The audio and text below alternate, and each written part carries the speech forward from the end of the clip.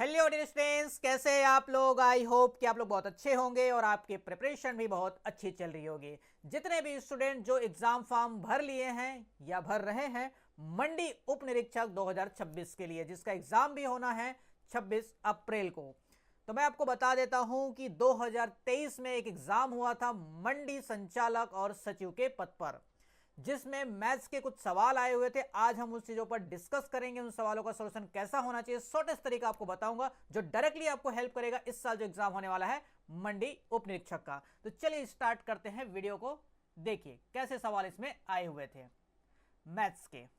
सबसे पहला सवाल जो आया हुआ था वो है यहां पर मेंसुरेशन से कैसे बनाएंगे। ध्यान से देखिए, आपको जो सवाल पूछा गया है वो है यदि किसी वृत्त और वर्ग का जो परिधि है यानी कि सरकमफेरेंस है वो दोनों क्या है, बराबर है, उनका एरिया का रेशियो पूछा गया है, क्या होगा। ठीक है, एक होता है वृत्त यानी कि सर्कल, ये हो गया आपका सर्कल। अब एक होता है आपके पास स्क्वायर जिसके सारे साइड क्या होंगे, बराबर होते हैं। दोनों का पेरीमीटर क्या बोला है, सेम होता है। पेरीमीटर का मतलब होता है बाउंड्री का लेंथ। इसका पेरीमीटर जब आप निकालोगे तो ये होता है 2πr, यही होता है, इक्वल टू, ये बराबर है किसके, स्क्वायर के पेरीमीटर के। स्क्वायर का पेरीमीटर होता है 4a, यही होता है। अब इन दोनों से हम लोग एरिया कैसे निकालेंगे ये समझ जाते हैं। सबसे पहले देखिए यहां पर इसका रेडियस, ठीक है, इसका रेडियस अगर हम क्या मान लें, r मान लें, ठीक है, या फिर कोई वैल्यू लेके भी आप बना सकते हो, लेकिन सपोज करो यहां r मान लें। अब इसका क्या है, a है। यहां से हम क्या निकाल सकते हैं, हमको एरिया चाहिए ना दोनों का, तो उनके एरिया का एरिया होता है आर स्क्वेयर, ठीक है, यानी कि पाई आर स्क्वेयर। ये किसका होता है, सर्कल का होता है। अब इसका एरिया जब निकालोगे तो ये होता है ए स्क्वेयर, सही है। तो यहां से आप ध्यान से देखो तो क्या होगा, अगर रेशियो निकालना है तो एक्चुअल में रेशियो जो निकालना है इन दोनों का वो क्या है, यहां पर पाई है। यहां पर हम लोग दोनों तरफ अगर स्क्वेयरिंग कर दें तो कोई दिक्कत, ठीक है। यहां पर देखो कि अगर मैं 2π यहीं पे छोड़ दूं, ठीक है, और डिवाइड बाय क्या करूं, इसको 4 को इधर लेके आ जाऊं तो इक्वल टू क्या हो जाएगा आपके पास a, और डिवाइड बाय क्या हो जाएगा आपके पास r, यही होगा। मुझे क्या निकालना है, सबसे पहले क्या होना चाहिए, सर्कल का एरिया होना चाहिए, फिर उसके बाद स्क्वायर का एरिया होना चाहिए, सही है। तो सबसे पहले मैं सर्कल का एरिया निकाल लेता हूं। सर्कल का एरिया कितना होता है, पाई आर स्क्वायर। मुझे ये रेशियो मिला हुआ है, यहां पर देखेंगे ध्यान से, ये वाला रेशियो जो हमने सरकमफेरेंस को बराबर करके निकाले हैं, ठीक है। तो हमारे पास एरिया के लिए ए स्क्वायर, तो यहाँ स्क्वायर कर देंगे, लेकिन यहाँ पर सिर्फ आर है तो पाई को भी इधर लेके आना पड़ेगा, सही है, पाई को भी इधर लाना पड़ेगा। तो देखिए ध्यान से क्या हो जाएगा, 2 हो जाएगा डिवाइड बाय यहाँ पर 4 हो जाएगा equal to A divide by कितना हो जाएगा, पाई और ये आर। लेकिन हमको अभी भी एक दिक्कत क्या है कि यहाँ पर चाहिए स्क्वायर, क्योंकि स्क्वायर रहेगा तभी हम निकाल पाएंगे। एक और समस्या हमारे पास पैदा ये होता है कि हम जब स्क्वायर करेंगे तो पाई का भी स्क्वायर हो जाएगा, ठीक है। तो चलिए दोनों तरफ क्या कर देंगे, हम लोग स्क्वायर कर देते हैं। स्क्वायर करने से फायदा ये होगा, ये 2 से कट रहा है तो काट लेते हैं, 2 दूने 4, तो हो जाएगा 1/4 का स्क्वायर कितना हो जाएगा, 1/2 का स्क्वायर हो जाएगा 1/4। यहाँ तक समझे, ठीक है। यहाँ हो जाएगा a का स्क्वायर डिवाइड बाय, ये हो जाएगा आपके पास पाई का स्क्वायर, तो एक पाई को मैं यहीं छोड़ रहा हूँ, आर का स्क्वायर रहेगा, दूसरे पाई को मैं इधर से वापस ट्रांसफर कर ले रहा हूँ, ठीक है। यही हो गया एरिया का फॉर्मूला, यही तो पूछा गया। पाई के वैल्यू होता है 22/7 और ये है आपके पास 1/4। जिससे कट रहा होगा उसको काट लेंगे, 2 से कट रहे हैं तो 2 से काट लेंगे, ये 11 बार में कट जाएगा, ये हो जाएगा 2 दूने 4। आंसर कितना आ जाएगा, 11 डिवाइड बाय 7 दूने 14, ठीक है। लेकिन हमको पूछा गया, ध्यान से देखिए, सबसे पहले क्या था, सर्कल था। तो अगर सबसे पहले सर्कल था तो सबसे पहले सर्कल का एरिया कितना आया था, 14, तो 14 पहले होना चाहिए, तो मेरे आंसर हो जाएगा 14/11। ये आंसर होना चाहिए, ना कि 11/14। तो ऑप्शन नंबर ए इस सवाल का आंसर हो जाएगा। आई होप कि इस बात को हम लोग समझे होंगे, ठीक है। सिर्फ एरिया का फॉर्मूला लगाना था, ठीक है। आगे बढ़ते हैं नेक्स्ट सवाल की तरफ। अगला सवाल आपसे पूछा गया एक्स की वैल्यू है, सर्च इंडेक्स के ये सवाल है, ठीक है। इसको हम लोग मिटा देते हैं, ठीक। तो यहां पर जो पूछा गया है वो ये है कि 2 का पावर x + 6 और 8 का पावर है x + 1। जब भी इसकी वैल्यू अगर आपको निकालना है तो हमको सबसे पहले क्या करना पड़ेगा, बेस को बराबर करना पड़ेगा। देखो यहां पर 2 दिखाई दे रहा है, यहां पर 8 दिखाई दे रहा है, ठीक है। लेकिन ये गलत बात है, दोनों तो बराबर होना चाहिए। तो हम क्या लिख सकते हैं, ध्यान से देखो, 2 का power x plus 6 equal to, यहां हम क्या लिख सकते हैं, 2 का पावर 3 लिख सकते हैं। अब पूरे के पावर में क्या चला जाएगा, x प्लस 1, ठीक है। यहां देखोगे तो यहां 2 की power x plus 6 equal to है 2 का पावर, अब देखो ये 3 इधर अंदर मल्टीप्लाई हो जाएगा, सही है, 3 का हम लोग मल्टीप्लाई कर देंगे। भाई आपको पता है ना, a का पावर m और पूरे की पावर में आपके पास अगर n हो तो क्या होता है, a का पावर m इंटू n, ये सर्च सिंथेसिस का एक रूल है, ठीक है, इसको ध्यान में रखेंगे। तो ये हो जाएगा आपके पास 3x प्लस 3। अब कहानी ये कहता है कि बेस अगर बराबर है तो मेरा पावर भी क्या होगा, बराबर ही होगा, यानी कि ये हो जाएगा x प्लस 6 इक्वल टू हो जाएगा 3x प्लस 3। यहां से मुझे क्या मिल जाएगा, x की वैल्यू।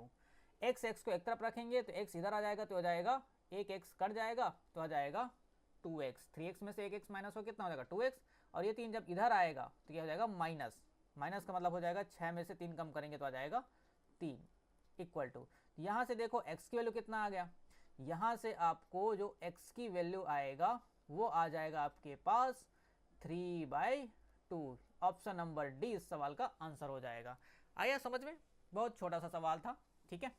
आगे बढ़ते हैं नेक्स्ट सवाल की तरफ। तो आपके पास अगला सवाल है क्वेश्चन नंबर 3।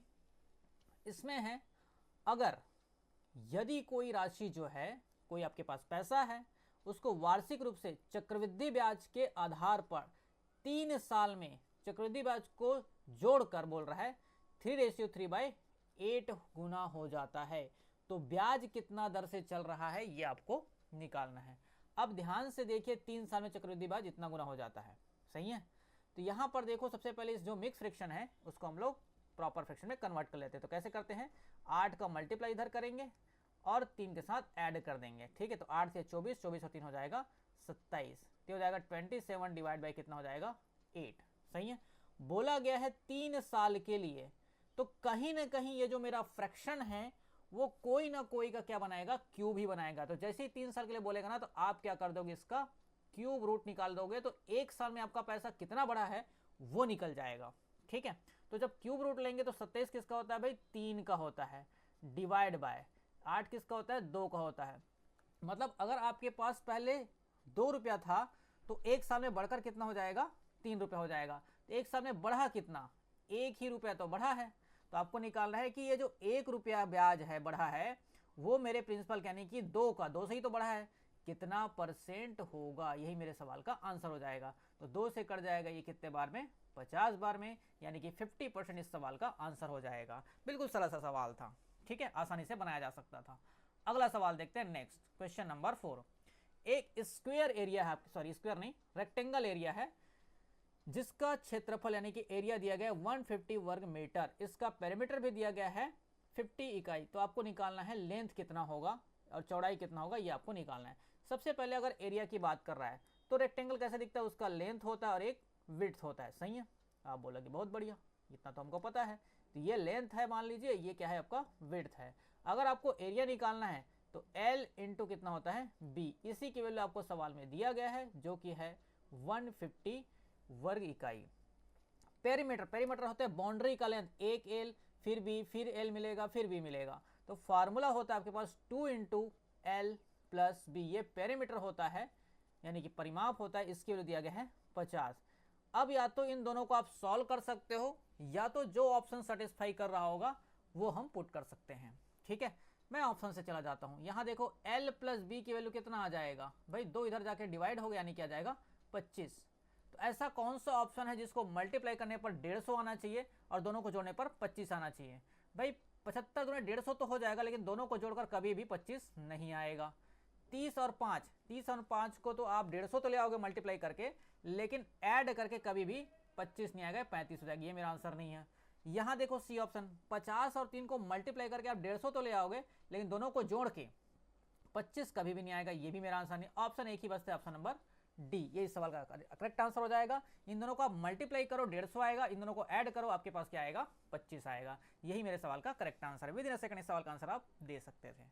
चलिए अगले सवाल की तरफ चलते हैं। नेक्स्ट क्वेश्चन है आपके पास क्वेश्चन नंबर 5। तो क्वेश्चन नंबर 5 क्या बोल रहा है, अगर कोई वस्तु आपके पास है जिसकी कीमत 50% इंक्रीज कर दिया जाता है तो खपत यानी कि कंजम्पशन कितना कम करना चाहिए कि उसके उपभोग पर समान व्यय हो, मतलब खर्चा उतना ही होना चाहिए, ठीक है, चाहे आपका प्राइस बढ़ रहा है तब भी। तो देखो एकदम सरल तरीका बता रहा हूं, 50%, हालांकि मैं ये जो सवाल है ना इसके लिए मैं क्लास में सीधा टेबल ही लिखा दिया रहता हूं क्योंकि मुझे पता है कि वही सवाल आपके पास रिपीटेशन में आने वाला है, लेकिन अभी आप लोग को नहीं पता है तो अब ध्यान से देखिए। 50% इंक्रीज होने का मतलब यह, इसको फ्रैक्शन में कन्वर्ट करेंगे तो होता है आधा, ये होता है। बढ़ जाने का मतलब होता है प्लस का चिन्ह लगा लेंगे, यानी कि पहले अगर आपके पास 2 रुपया था तो बढ़ के कितना हो गया, 1 रुपया और बढ़ गया, मतलब कितना हो जाएगा, 3 रुपया हो जाएगा, यही कहने का मतलब है। अगर मेरा कीमत पहले 2 रुपया होगा तो 1 रुपया बढ़ गया, यही कहने का मतलब है। तो भाई खपत कितना कम करना पड़ेगा, तो भाई 1 रुपया बढ़ा था तो 1 रुपये ही तो कम करना पड़ेगा, सही है। लेकिन कम कहां से होता है, कम होता है 2 और 1 3 बढ़ने से, मतलब बढ़े हुए वैल्यू से क्या होगा, कम होगा। कहने का मतलब 3 से कम हो जाएगा, 2 + 1, इसको दोनों को जोड़ दे तो 3 का कितना परसेंट होगा, 1/3, यानी कि 1/3 का मतलब कितना हो जाएगा आपके पास 1/3। और अगर इसको परसेंटेज में पूछा जाता तो ये होता 33.33%, ठीक है। फ्रैक्शन में है इसलिए हम लोग निकालेंगे 1/3, ठीक, समझ में आया। क्योंकि हमको पूछा गया है कि उसकी खपत को कितना कम करे, ये अगर यही पे जगह कितना परसेंट कम करे अगर पूछा जाता तो नॉन ऑफ दिस टिक करना पड़ता, क्योंकि 33.33% होता। समझ में आया, दोनों में अंतर है, ध्यान दीजिएगा। Option number B. आगे बढ़ते हैं, नेक्स्ट सवाल है क्वेश्चन नंबर 6। एलसीएम एचसीएफ का सवाल है। दो संख्याएं हैं जिसका एचसीएफ और एलसीएम दिया गया 24 और 168, यह रेशियो दे दिया गया 1:7 है। दो संख्याओं में से बड़ी संख्या क्या होगा, आपको सवाल में पूछा गया है, सही है। चलिए मैं आपको बताता हूं एक फॉर्मूला। अगर दो नंबर दिया गया तो first number multiplied by second number equal to होता है इसी दोनों का एलसीएम और एचसीएफ के प्रोडक्ट के बराबर, ठीक है, एलसीएम और एचसीएफ के प्रोडक्ट के बराबर होता है। मान लीजिए कि पहला संख्या x है तो दूसरा संख्या क्या हो जाएगा, आप बोलोगे रेशियो तो दिया गया यानी कि 7x हो जाएगा, यही है ना 1:7, तो ये हो जाएगा इक्वल टू, आपके पास एलसीएम भी दिया गया है तो एलसीएम कितना है भाई 168 है और मल्टीप्लाइड बाय कितना आ जाएगा 24 है। अब यहां से हम क्या करेंगे, क्वेश्चन को सॉल्व करके हम x की वैल्यू निकाल लेंगे, सही है। तो 7 से देखो इसको काट लेते हैं, 7 से 7 दूनी 14 हो जाएगा और 7 चौक 28 हो जाएगा। देखो 24 × 24 आ गया, यहाँ x के स्क्वायर यानी कि x की वैल्यू कितना आ गया 24 आ गया, ठीक है। लेकिन हमको बड़ा वाला वैल्यू चाहिए था यानी कि 7x की वैल्यू, तो 7x की वैल्यू कितना हो जाएगा 7 × 24, क्योंकि x की वैल्यू हमने 24 निकाला है। तो 7 × 24 कितना हो जाएगा 168, ये इस सवाल का आंसर हो जाएगा, ऑप्शन नंबर ए। बहुत छोटा सवाल था, आसानी से बना सकते हो। अगला देखते हैं क्वेश्चन नंबर 7। क्वेश्चन नंबर 7 है, किस मूलधन पर साधारण ब्याज, आपको प्रिंसिपल निकालना है, 6:1/4% वार्षिक ब्याज की दर से 1 रुपया प्रतिदिन हो जाएगा। मतलब एक दिन का कितना हो जाएगा, 1 रुपया प्रतिदिन हो जाएगा, उसका ब्याज 1 रुपया बनेगा एक दिन का, ऐसा बोला है। वह वर्ष लीप ईयर नहीं है, यानी कि 365 दिन का काम चल रहा है और हमको पूछा गया है साधारण ब्याज पूछा गया है। अब ध्यान से समझो कि भाई मेरे पास फार्मूला क्या होता है, भाई एसआई का जो आपके पास फार्मूला होता है वो है PRT डिवाइड बाय 100, यही होता है, ठीक है। बोल रहा है कि एसआई कितना हो जाता है, साधारण ब्याज की दर से वार्षिक ब्याज कितना होगा 1 रुपया एक दिन का, सही है। 1 रुपया अगर एक दिन का होगा तो आप बताओ साल भर का कितना हो जाएगा, 365 रुपये बन जाएगा। आप बोलोगे बिल्कुल सही, 365 रुपये बन जाएगा, क्योंकि लीप ईयर नहीं है ना, 365 दिन होता है, सही है। P की वैल्यू मुझे निकालना है, R की वैल्यू क्या होगा, तो ये मुझे दिया गया 6:1/4%, यानी 6 चौक 24 और 1 25, तो हो जाएगा 25 बटे कितना हो जाएगा आपके पास 4 आएगा, 25 बटे 4, 6 चौक 24 और 1 25, और मल्टीप्लाइड बाय क्या कर देंगे, और डिवाइड बाय आर के बदले में 100 तो लेना ही है तो यहाँ पर लग देते हैं 100 को यहीं मल्टीप्लाई कर देते हैं, ठीक है। और टाइमिंग कितने साल का है भाई, 1 साल का है, क्योंकि हमने तो 1 साल का निकाले ना, 365 मतलब कितना निकाले, 1 साल का निकाल लिए। तो यहाँ पर देखते हैं हमारा आंसर कितना आएगा, ये हो जाएगा 25 से कर जाएगा 25 चौक 100, ठीक है। ये जाएगा 4 चौक 16, तो P की वैल्यू हमारे पास आ जाएगा 16, इधर आके क्या हो जाएगा मल्टीप्लाई हो जाएगा, ठीक है। तो अब देखते हैं कितना आता है। 16 पंच हो जाएगा 80, यानी कि 0, कैरी चला जाएगा 8, और 16 छः हो जाएगा 96, 96 और 8, 96 और 8 हो जाएगा 104, 104 का मतलब हो जाएगा 4, कैरी चला जाएगा 10। हालांकि हमारा आंसर आ चुका है ऑप्शन नंबर डी। ठीक है, 16 3 48, 48 और 10 हो जाएगा 58। ठीक है, तो आंसर आ गया ना 5840। अगर लास्ट के 2 डिजिट का आंसर आ चुका है तो पूरा कैलकुलेट करने की भी आपको जरूरत नहीं पड़ेगा। आया समझ में? आसान सवाल था। चलिए आगे बढ़ते हैं नेक्स्ट क्वेश्चन की तरफ। आगे सवाल में बोला जा रहा है कि 5 साल पहले ए, बी और सी और डी का एवरेज एज कितना था? 45 था। लेकिन ये कितने साल पहले था? 5 साल पहले था। ठीक है, तो अभी कितने का होगा हम निकाल सकते हैं क्या? एवरेज कैसे निकालते हैं? सभी को ऐड कर लेते हैं, A plus B plus C plus D. ठीक है, तो ये 5 साल पहले कितने का था? 45 साल का था। इसका एवरेज कितना था? 45। तो ये हो जाएगा 45, और एवरेज बोला गया है 45 था, मतलब मल्टीप्लाई कितना करना पड़ेगा? 4। ठीक है, तो ये हो जाएगा आपके पास 45 चौक कितना हो जाएगा? 50 90 90 90 180, यानी कि 180। लेकिन कब का था? 5 साल पहले की बात है। अगर 5 साल पहले से अभी मैं पहुंचूं तो ए भी 5 साल बढ़ जाएगा, बी भी 5 साल बढ़ जाएगा, सी भी 5 साल बढ़ जाएगा और डी भी 5 साल बढ़ जाएगा। यानी कि टोटल कितना साल बढ़ जाएंगे लोग? अगर अभी का निकालूंगा तो 20 साल एक्स्ट्रा करना पड़ेगा, यानी कि 200 हो जाएगा इन सबका एज का सम। यहां तक समझे? क्योंकि 5 साल पहले का था ना भाई, अभी आऊंगा तो 200। अभी के डेट में ई के साथ जुड़ जाता है। अगर ई जुड़ जाता है तो उन सभी पांचों का एवरेज बन जाता है 49। यानी कि अब कौन कौन जुड़ गया? ए जुड़ गया, बी तो था ही, सी भी था ही, डी था ही। अब इसके साथ कौन जुड़ गया? ई। तब इनका एवरेज बन के कितना हो जाता है? तब इनका एवरेज हो जाता है 49 हो जाता है। तो इसका सम निकालेंगे तो मल्टीप्लाइड बाय 5 करना पड़ेगा कि 5 ही लोग हैं। ठीक है, तो इसको मल्टीप्लाई कर देते हैं। ये कितना हो जाएगा भाई? ये हो जाएगा आपके पास 5 नियम 45। ठीक है, और 5 चौक 20। ठीक है, 20 और कितना हो जाएगा आपके पास? 4 24। ये हो जाएगा। समझ में आया? अब देखो कि अगर ये पांचों में से इन चारों को अगर माइनस कर लिया जाए तो मेरा ई अकेले का निकलेगा कि नहीं? तो ई निकल जाएगा। अब 245 में आप 200 को माइनस कर दो तो कितना जाएगा? 45 साल। तो ऑप्शन आ जाएगा ऑप्शन नंबर सी। ई का जो एज होगा वो 45 साल होगा। समझ में आया कि नहीं आया? बहुत बढ़िया, वेरी गुड। ठीक है, चलिए आगे बढ़ते हैं क्वेश्चन नंबर 9 की तरफ। 10 ही सवाल है। ठीक है, 10 सवाल आते हैं, 10 सवाल आया है। ठीक है, 9 क्वेश्चन आप देखो। अब यहां पर आ गया आपके पास ट्रायंगल का सवाल। एक समबाहु त्रिभुज है जिसकी हर एक साइड पर अगर स्क्वायर बनाया जाए तो त्रिभुज की प्रत्येक भुजा जो है 8 सेंटीमीटर है, तो पूर्ण आकृति का एरिया कितना होगा आपको पूछा गया। मैं आपको डायग्राम से बताता हूं कैसे बोला जा रहा है। देखो ये हमारे पास एक समबाहु त्रिभुज है। समबाहु त्रिभुज का मतलब ये होता है कि इसके सारे साइड क्या होंगे? बराबर होंगे। ठीक है, थोड़ा थोड़ा तिरछा बन रहा है। मान लीजिए कि दोनों क्या, तीनों क्या है? बराबर है। जिसके हर एक साइड कितना है भाई? ये भी 8 होगा, ये भी 8 होगा और ये भी कितना होगा? 8 ही होगा। अब इसके हर एक साइड पर बोला गया है प्रत्येक भुजा पर क्या बनाया गया? वर्ग। अब देखो वर्ग बनाने का मतलब ये हुआ कि इस साइड को लेकर एक वर्ग बनाया गया इस तरह से। ठीक है, ये एक वर्ग बन गया। ठीक है, वैसे इस साइड को लेकर इधर का एक वर्ग बनाया गया, तो ये एक वर्ग बन गया। ठीक है, वैसे ही तीसरे साइड को लेकर भी क्या बनाया गया? एक वर्ग बनाया गया। ठीक है, रेक्टेंगल जैसा दिख रहा है, लेकिन आप मान लीजिए क्या है? ये सारे के सारे वर्ग है जिसके सारे साइड क्या है? सेम है। अब भाई एक साइड पता है तो सारे साइड तो पता चल गया, ये भी 8 ही होगा, ये भी 8 ही होगा, और सारे साइड कितने होंगे? 8 ही होंगे, सब 8 8। ठीक है, सारे क्या होंगे? 8 8 हो जाएंगे।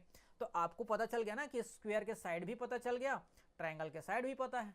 तो सबसे पहले आप जिसका निकालना चाहो उसका निकाल लो। अगर ट्रायंगल का अगर एरिया निकालना है तो ट्रायंगल के एरिया का फॉर्मूला होता है 3/4 ए का स्क्वायर, और ए कितना है? 8, तो 8 का स्क्वायर।